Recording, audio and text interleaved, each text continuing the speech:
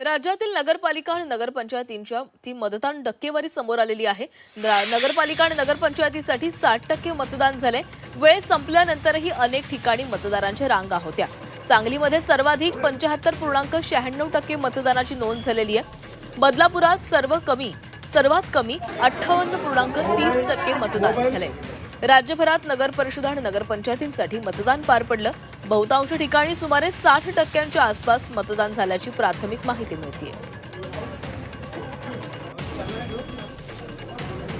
तर कुठे किती मतदान झालेले आहे पाहूया।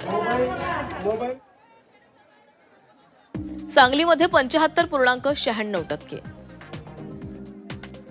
धुळ्यामध्ये 69%, वाशिममध्ये 60%, बदलापूरमध्ये 58.30%, लातूरमध्ये 70.94%, रायगडमध्ये 70%,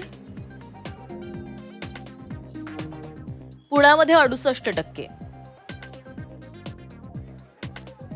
आणि धाराशिवमध्ये 69%।